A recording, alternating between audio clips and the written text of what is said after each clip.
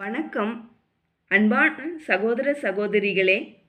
இன்றைய Saturday premier லைவுக்கு உங்களை அன்புடன் வரவேற்கிறோம். இன்று நாம் தானியேல் 1ஆம் அதிகாரத்தை தமிழ் வேதாகமத்திலிருந்து வாசிக்கப் போகிறோம். ஒரு அந்நிய தேசத்தில் இருந்தாலும் சுற்றி இருந்தவர்கள் வேறுபட்ட வாழ்க்கை வாழ்ந்தாலும் தானியேலும் அவனுடைய நண்பர்களும் தேவனுக்கு உண்மையாக இருக்க தீர்மானித்தார்கள். அவர்கள் சமரசம் செய்யவில்லை. இன்று நம்முடைய வாழ்க்கையிலும் இதே போன்ற பல சோதனைகள் இருக்கலாம்.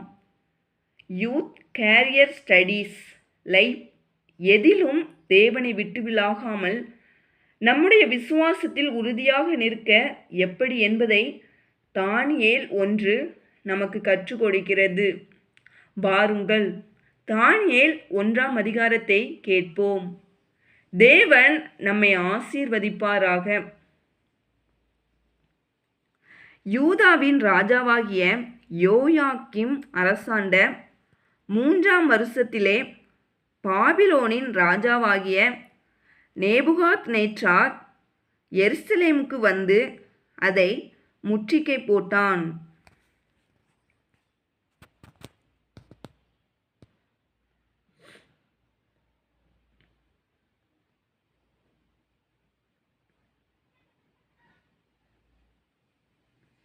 அப்பொழுது ஆண்டவர் யூதாவின் ராஜாவாகிய யோயாக்கீமையும் தேவனுடைய ஆலயத்தின் பாத்திரங்களில் சிலவற்றையும் அவன் கையில் ஒப்பு கொடுத்தார்.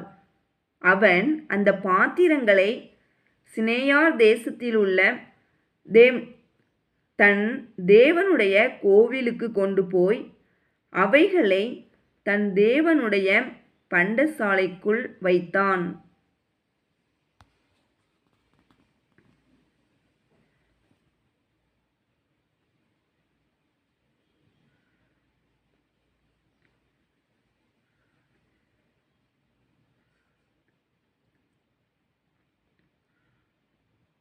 அப்பொழுது இஸ்ரவேல் புத்திரருக்குள்ளே ராஜகுலத்தார்களிலும் துறை மக்களிலும் யாதொரு மாசும் இல்லாதவர்களும் அழகானவர்களும் சகல ஞானத்திலும் தேறினவர்களும் அறிவில் சிறந்தவர்களும் கல்வியில் நிபுணரும் ராஜாவின் அரமனையிலே சேவிக்க திறமை உள்ளவர்களுமாகிய சில வாலிபரை கொண்டு வரவும்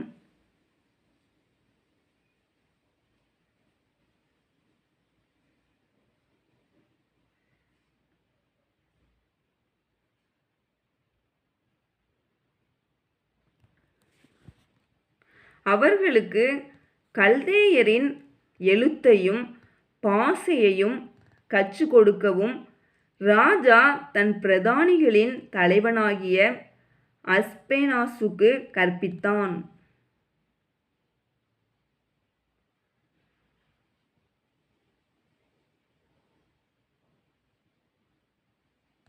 ராஜா தான் உண்ணும் போஜனத்திலேயும் தான் குடிக்கும் திராட்சரசத்திலேயும் தினம் ஒரு பங்கை அவர்களுக்கு நியமித்து அவர்களை 3 வருஷம் வளர்க்கவும் அதன் முடிவிலே அவர்கள் ராஜாவுக்கு முன்பாக நிற்கும்படி செய்யவும் கட்டளையிட்டான்.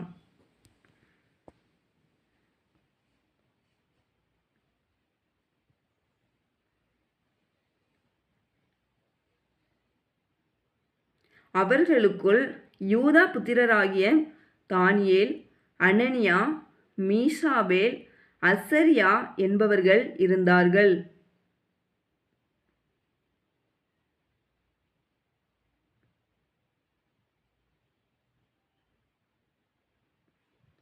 பிரதானிகளின் தலைவன் தானியேலுக்கு பெல்தேசாத்சார் என்றும் அனனியாவுக்கு சாத்ராக் என்றும் மீசாவேலுக்கு மேசாக் என்றும் அசரியாவுக்கு ஆபேத் நேகோ என்றும் மறுபெயரிட்டான்.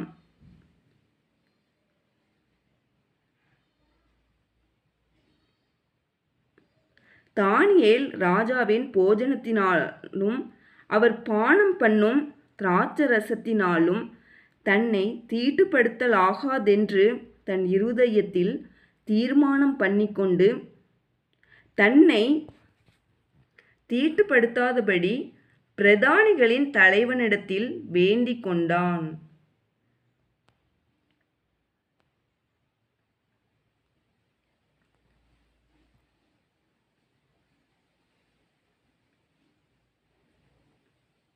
தேவன் தானியேலுக்கு பிரதானிகளின் தலைவனிடத்தில் தயவும் இரக்கமும் கிடைக்கும்படி செய்தார்.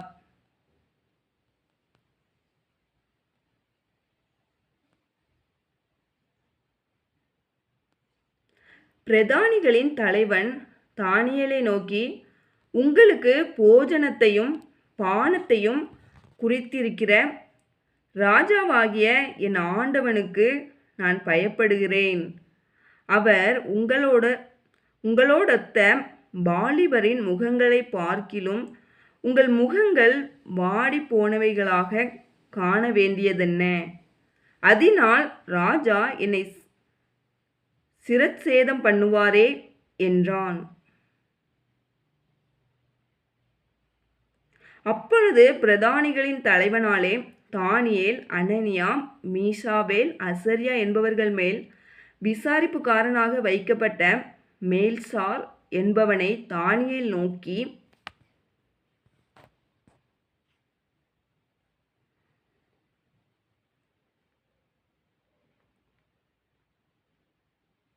பத்து நாள் வரைக்கும் உமது அடியாரை சோதித்து பாரும். எங்களுக்கு புசிக்க பருப்பு முதலான மரக்கறிகளையும் குடிக்க தண்ணீரையும் கொடுத்து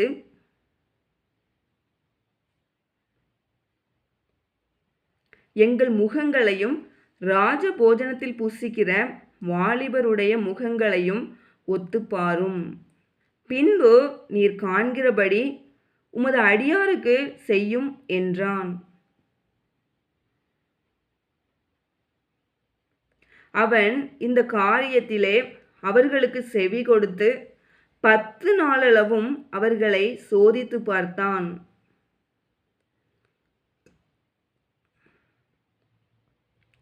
பத்து நாள் சென்ற பின்பு ராஜபோஜனத்தை புசித்த எல்லா வாலிபரை பார்க்கிலும் அவர்கள் முகம் களையுள்ளதாயும் சரீரம் புஷ்டியுள்ளதாயும் காணப்பட்டது.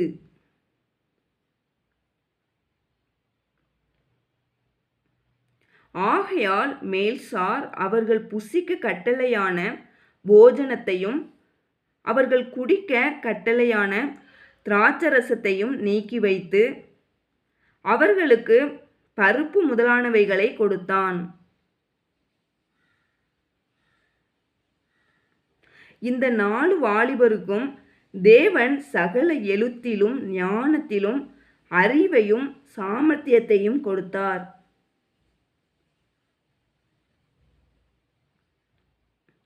தானியேலை சகல தரிசனங்களையும் சொப்பனங்களையும் அறியத்தக்க அறிவுள்ளவனாக்கினார்.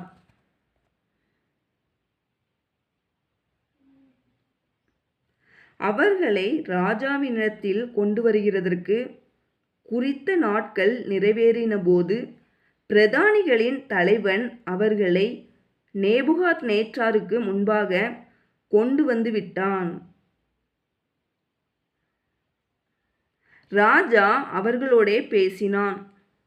அவர்கள் எல்லாருக்குள்ளும் தானியேல், அனனியா, மீசாவேல், அசரியா என்பவர்களைப் போல வேறொருவரும் காணப்படவில்லை. ஆகையால் இவர்கள் ராஜ சமூகத்தில் நின்றார்கள்.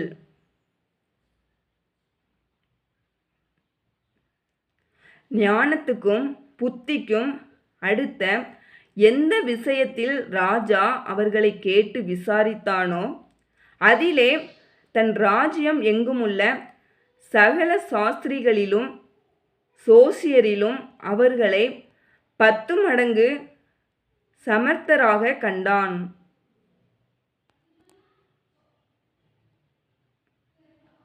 கோரேஸ் ராஜ்யபாரம் பண்ணும் முதலாம் வருஷம் மட்டும் தானியேல் அங்கே இருந்தான்.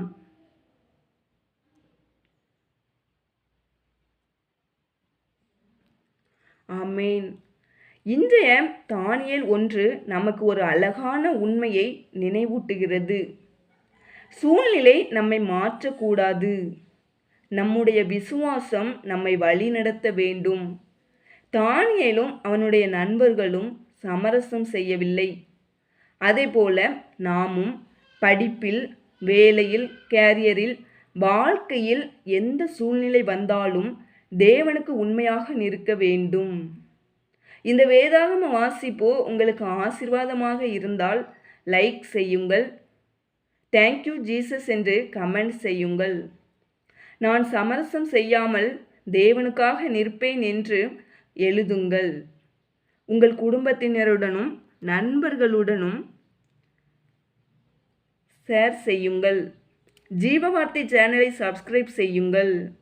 டெஸ்கிரிப்ஷனின் முதல் வரியில் உள்ள தானியேல் 3 தமிழ் வேதாகம வாசிப்பு லிங்கையும் பார்க்க மறக்காதீர்கள். God bless you.